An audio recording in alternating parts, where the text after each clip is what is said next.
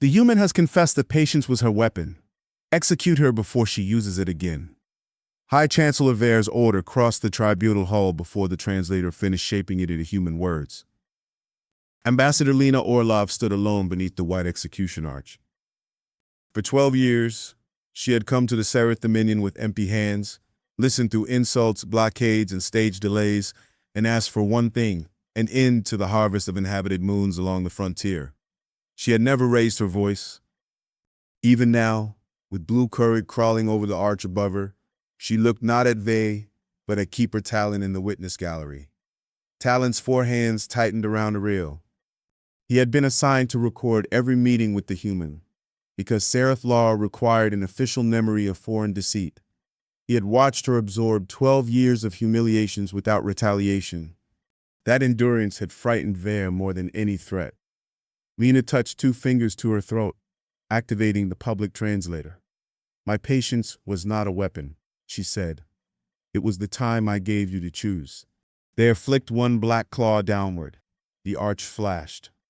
For a fraction of a second, Talon received Lena's final expression through the hall's witness lattice: sorrow, fear, and something impossible beneath both: relief. Then her body fell. 7 minutes later, every human relay withdrew from Dominion space. No warships appeared, no missiles crossed the frontier. Earth issued no declaration of war. Instead, every human transmitter began repeating a 12-word message in Sereth trade speech. "We will not avenge Lena Orlov. We will finish her hearing."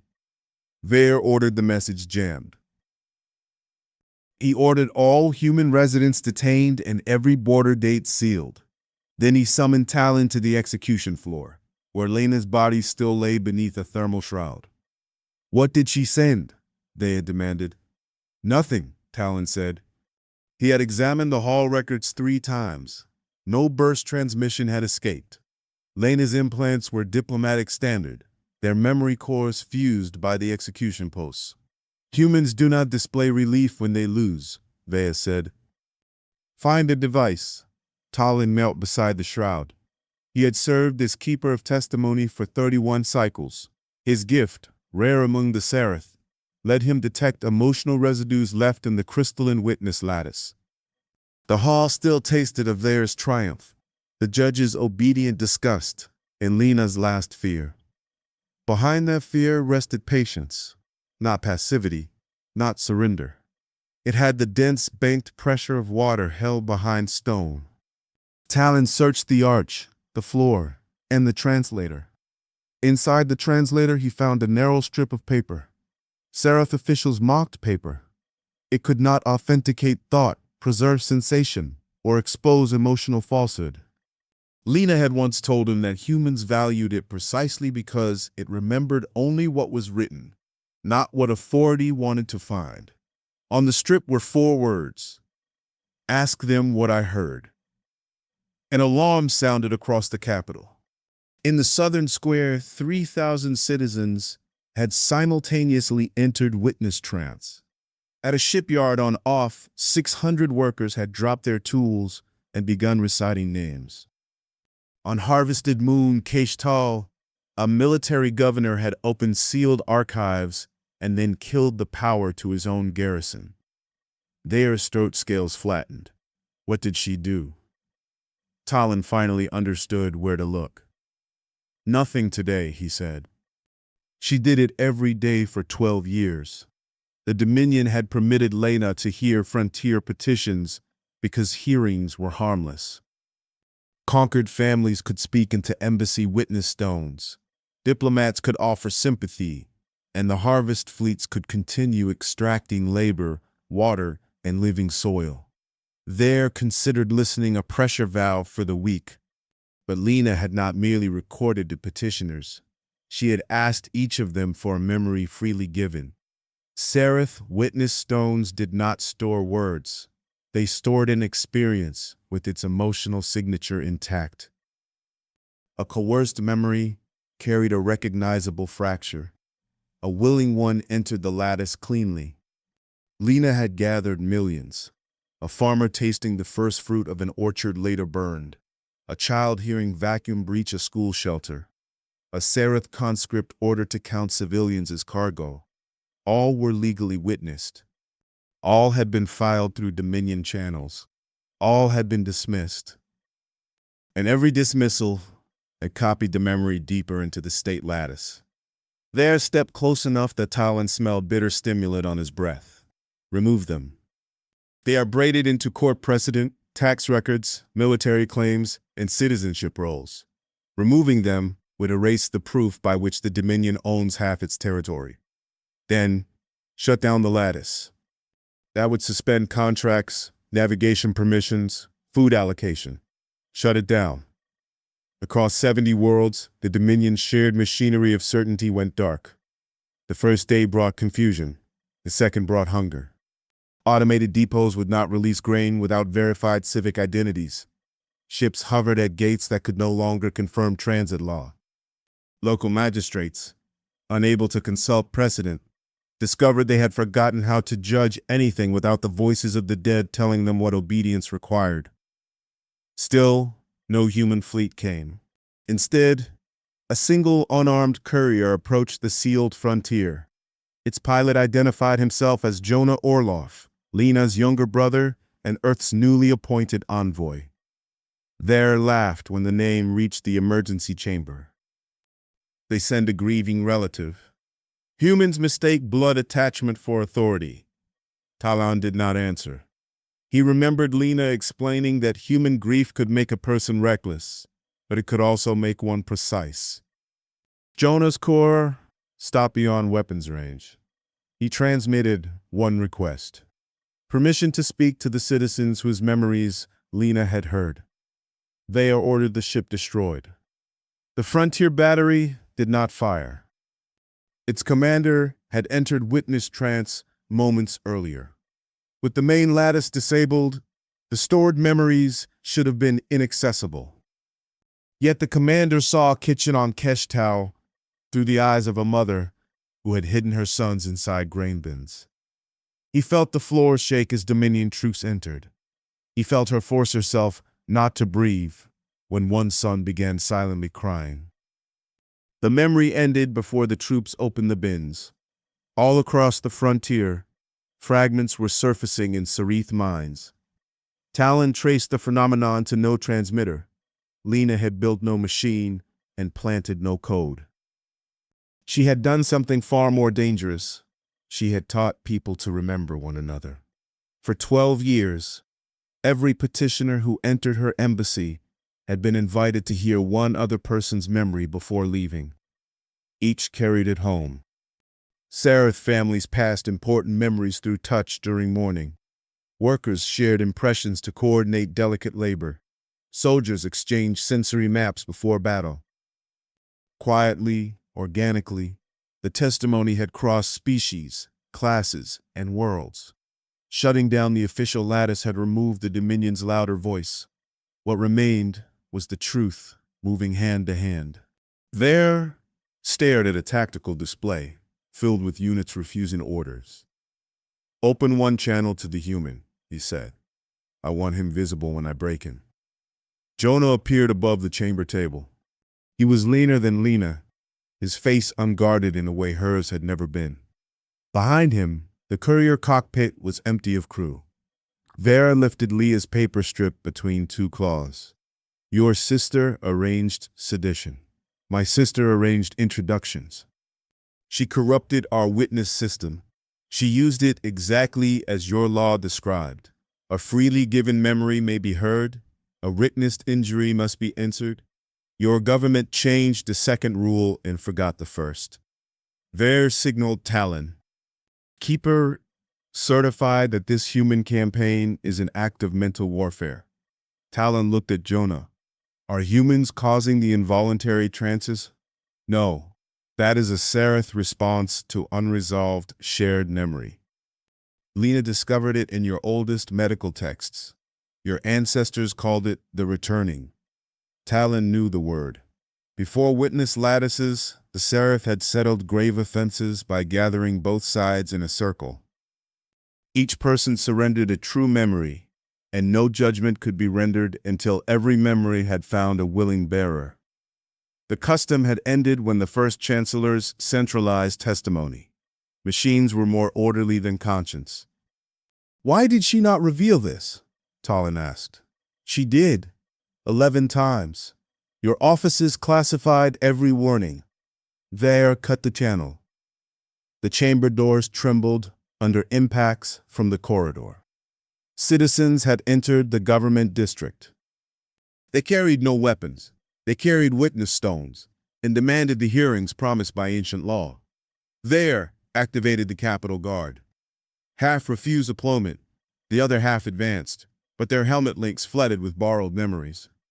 Soldiers saw themselves through the eyes of people kneeling before them. Formation lines broke. Talon felt a terrible hope. Then Veyr smiled. "The humans expect our citizens to shame us into surrender," he said. "They have forgotten what the harvest bought." He opened the sealed military display. Beneath the frontier worlds lay a spreading red geometry, a slow wave moving through subspace. Talon recognized it from restricted scientific testimony. The Hollow Tide, a region where date travel failed and stars dimmed behind clouds of exotic dust. It would reach the Dominion's inner worlds within 8 cycles. "Our harvest fleets were not taking soil for wealth," Veyr said. "They were building refuge habitats. There is room for 1/3 of our population. I chose who would live and concealed the tide," Talon said. "Knowledge would have caused war over every birth. I traded the lives of frontier subjects for the survival of the core. That is government." The revelation struck harder than any accusation. Veyr had not slaughtered for pleasure. He had seen extinction approaching and made arithmetic sacred. Many citizens, if shown the tide, might accept his choices. Veyr reopened the channel to Jonah and transmitted the subspace data. "Your sister knew," he said. "She learned 6 years ago. She delayed us anyway. Her hearings cost construction time. Her patience killed billions." For the first time, Jonah's control slipped. Talon saw grief turn to doubt. He realized this was the break Veyr had wanted, not the human's death, but his agreement. "Your species has 12 settled systems," Veyr continued. "Our models show 9 will remain outside the tide. End this agitation. Recognize my emergency authority, and I will spare the frontier populations still useful to construction. Refuse, and their blood joins your sisters." Outside, the unarmed crowd reached the chamber plaza. Above, defense platforms rotated toward them. Jonah whispered, "Give me access to Lena's final archive." "It was destroyed," Veyr said. "No," Talon said. "It was distributed." He placed one palm on the chamber's witness table and reached for the residue Lena had left in him over 12 years. Tea, cooling between difficult sentences, or infuriating silence. The attention that made even an enemy feel momentarily unable to lie. Keepers were trained to receive memory, not offer it. Talon reversed the flow. He gave Jonah everything he remembered of Lena. The contact crossed the open channel as a legal witness exchange. Jonah staggered in his seat. Talon staggered beside the table. Between them unfolded Lena's last private conversation with Talon, 3 days before her arrest. She had known about the tide. She had also known the refuge habitats could never work. The harvested living soil was meant to support sealed ecosystems, but its microbial networks died after 2 generations away from a natural magnosphere. Dominion scientists had buried the failures to preserve their construction quarters. Veyr was sacrificing billions to build tombs for billions more. Lena had offered another plan. Human physicists could open stable corridors through the tide, but only by linking navigation arrays across every inhabited system. The process required transparent data, local control, and cooperation from frontier species Veyr had classified as expendable. He had refused because no central authority could command the network. Her patience had not been delayed. It had been 12 years spent creating enough trust among strangers to operate the corridors together. Jonah opened his eyes. Veyr's claw hovered over the platform, firing command.